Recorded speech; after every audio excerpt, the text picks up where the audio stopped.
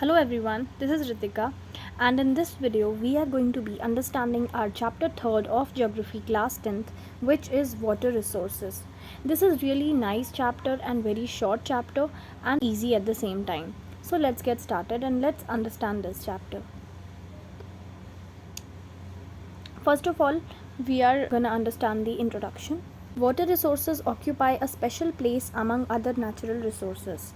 जितने भी natural resources हैं उन सब के साथ साथ वाटर रिसोर्सेज एक अपनी अलग स्पेशल प्लेस रखता है. Water is available everywhere and plays a vital role in both environment and human life. Water हर जगह है, एवरीवेयर मतलब इट इज़ अवेलेबल एवरीवेयर, और ये बहुत ज़्यादा इम्पॉर्टेंट एक वाइटल रोल प्ले करता है दोनों लाइफ में, एनवायरमेंटल लाइफ में एंड ह्यूमन लाइफ में. 71% of Earth's surface is covered with water. 71% of अर्थ की 71% सरफेस वाटर से भरी हुई है, but only 3% of it is fresh. पर सिर्फ 3% ही फ्रेश वाटर है. Only 3% of it is fresh water. Out of this 3%, 3/4 is present in the form of ice caps and glaciers. अब इस 3% में से भी 3/4 मतलब 3% का 3/4 है किस फॉर्म में present? Ice cups and glaciers में. तो आउट ऑफ दिस 3% के अंदर 3/4 it is present in the form of ice caps and glaciers. Extent of water resources, their spatial and temporal distribution are determined not only by natural climate variations as previously but now also by man's economic activities. Now, water कहाँ कहाँ use होता है? हम लोग humans उसे कैसे use करते हैं? डोमेस्टिक यूज़ कर सकते हैं. डोमेस्टिक यूज़ मतलब घर के लिए हम घरेलू यूज़ जो भी करते हैं, कल्टिवेशन करते हैं, एंड इंडस्ट्रीज़ में भी यूज़ होता है water. Then the majority of human uses require fresh water. majority मतलब ज़्यादा से ज़्यादा ह्यूमन यूज़ होता है जो फ्रेश वाटर की ज़्यादा से ज़्यादा ज़रूरत है, रिक्वायरमेंट है ह्यूमन यूज़ के लिए. 30% of water is stored as ground water. 30% पानी जो है वो ग्राउंड वाटर के फॉर्म में स्टोर्ड है. Water scarcity is posing an alarming threat. और इसी के साथ साथ वेस्टेज भी हो रही है वाटर्स की, एंड वाटर की अवेलेबिलिटी भी इतनी ज़्यादा नहीं है, तो इसी की वजह से हो रही है वाटर स्कैर्सिटी. अब हम पढ़ते हैं वाटर स्कैर्सिटी होता क्या है. वाटर स्कैर्सिटी का मतलब होता है वाटर की कमी होना, पानी की कमी हो रही है. जैसे कि आपने देखा होगा कई जगहों पर पानी की कटौती भी करी जाती है, और ख़ासकर गर्मियों में तो पानी का इतना ज़्यादा यूज़ होता है, वेस्टेज भी होती है, तो गर्मियों में और ज़्यादा प्रॉब्लम आती है पानी की तरफ से हमें. सो वाटर स्कैर्सिटी क्या होता है? lack of sufficient available water resources to meet the demands of water usage within a region. Water scarcity का मतलब क्या होता है? lack of sufficient available water resources मतलब sufficient water resource जितना हमको चाहिए उसका लैक, उसकी कमी पड़ रही है, वाटर रिसोर्सेज की कमी पड़ रही है टू मीट द डिमांड्स, अपनी डिमांड्स पूरी करने के लिए. अब कितनी सारी डिमांड्स होती हैं, जैसे कि अभी मैंने आपको बताया कल्टिवेशन के लिए, इंडस्ट्रीज़ के लिए, डोमेस्टिक यूज़ के लिए, तो इन सब के लिए डिमांड्स नहीं पूरी हो पा रही हैं क्योंकि वाटर रिसोर्सेज की कमी हो रही है. तो इसी को कहते हैं हम वाटर स्कैर्सिटी. वाटर की, पानी की कमी होना, और जो जितनी हमारे मांगे हैं, जितनी भी हमारी डिमांड्स हैं, उनको ना मीट कर पाना, इसे हम कहते हैं वाटर स्कैर्सिटी. जैसे कि आप यहाँ पे देख सकते हैं कितनी वाटर स्कैर्सिटी की वजह से, देखिए घड़े से पानी लाया जा रहा है. देन यहाँ पे ये देखिए कितनी लंबी लंबी लाइन लगी हुई है, ये हैंडपम्प से पानी भर रहे हैं. तो ये सब वाटर स्कैर्सिटी के कुछ पार्ट्स हैं. विलेजेस में वाटर स्कैर्सिटी बहुत होती है, साथ साथ में आजकल सिटीज़ में भी, अर्बन एरियाज़ में भी ये प्रॉब्लम फेस करी जा रही है. The increase in water demand is a contribution of various factors. Water की जो डिमांड है वो बढ़ती जा रही है, लोगों को बहुत बहुत अलग अलग प्रकार के चीज़ों के लिए वाटर की बहुत ज़्यादा डिमांड हो रही है, तो ये बढ़ती जा रही है. तो ये देखिए कितनी स्कैर्सिटी हो रही है, देखिए यहाँ पे कितने सारे लोग लाइन लगा के खड़े हुए हैं और यहाँ से पानी भर रहे हैं. वाटर डिमांड मतलब पानी की डिमांड की में बढ़ोतरी हो रही है is a contribution of various factors, कई फैक्टर्स पे ये कंट्रीब्यूट कर रहा है। वो फैक्टर्स कौन से हैं?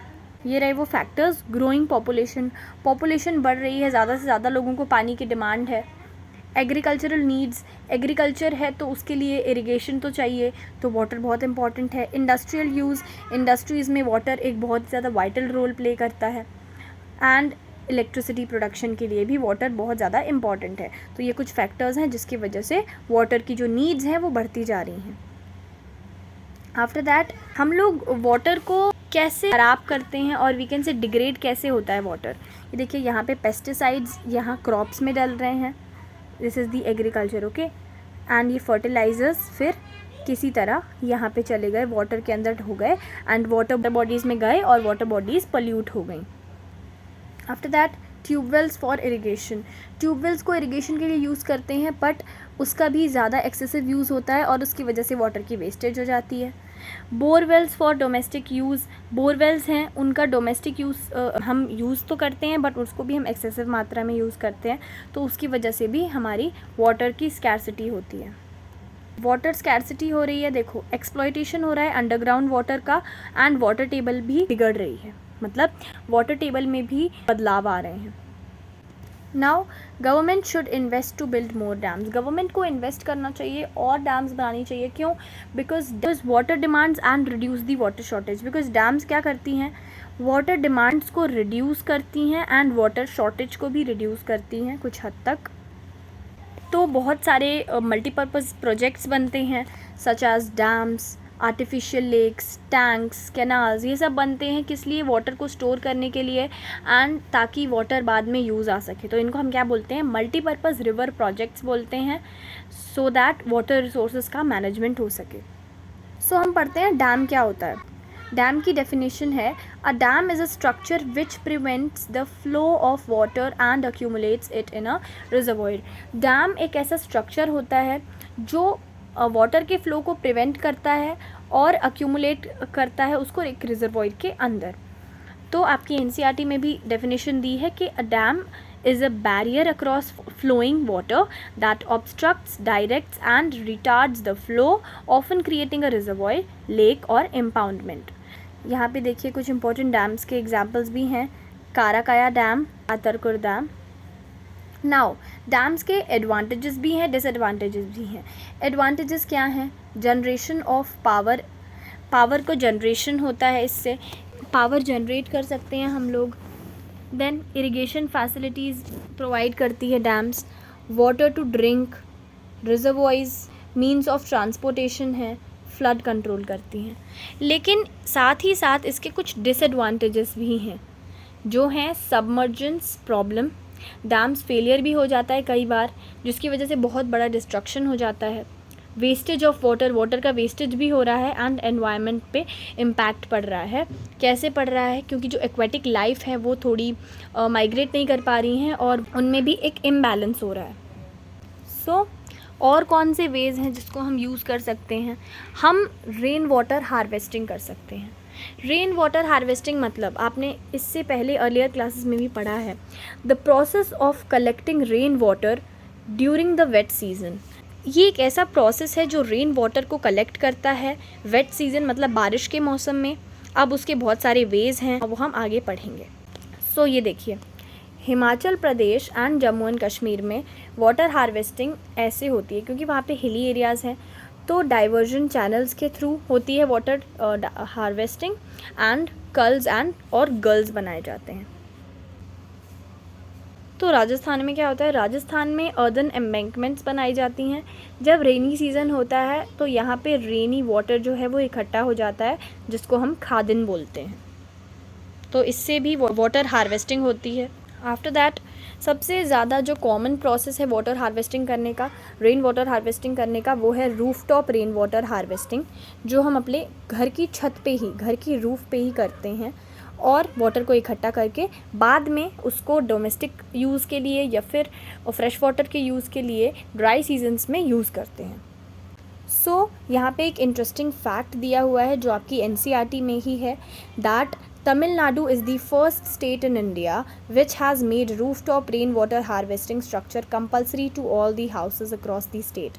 तमिलनाडु ऐसा एक पहला स्टेट है इंडिया का जिसने रूफटॉप रेन वाटर हार्वेस्टिंग, जो मैंने अभी आपको बताया जिससे रेन वाटर को कलेक्ट करते हैं, उससे उस स्ट्रक्चर को कंपलसरी कर दिया है सारे घरों में अक्रॉस द स्टेट. मतलब तमिलनाडु में जितने भी घर हैं उसमें इस चीज़ को, रूफटॉप रेन वाटर हार्वेस्टिंग को कंपलसरी कर दिया गया है ताकि रेन वाटर हार्वेस्ट हो सके. एंड जब प्रॉब्लम फेस हो वाटर रिसोर्सेज के तरफ से तो उसको मैनेज कर सके हम इस चीज़ के थ्रू.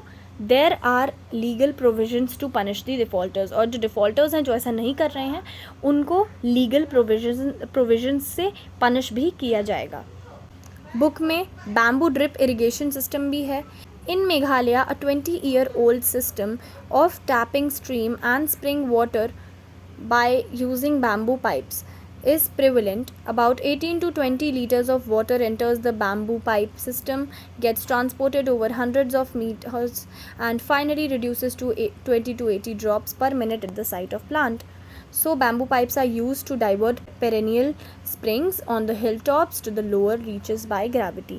तो मेघालय में क्या होता है, मेघालय में 200-year-old सिस्टम है ये, जिससे बैम्बू में पानी इकट्ठा होता है और कम से कम 18 से 20 लीटर पानी इसमें इकट्ठा होता है. पर जब वो उसको 100 of meters दूर जाना होता है तो वो रिड्यूस हो जाता है और रिड्यूस होता है 20 से 80 ड्रॉप्स पर मिनट. तो इसी तरीके से वो होता है, पानी इसमें इकट्ठा होता है बैम्बूज़ में. एंड ये बहुत ही एक अच्छा सिस्टम है. Thank you so much for watching. I hope आपको ये चैप्टर समझ आया होगा. This was a really short chapter and एक बार आप अपनी NCERT से भी रीड कर सकते हैं ताकि आप टॉपिक्स को और अच्छे से समझ जाएं. Thank you so much for watching. Keep learning.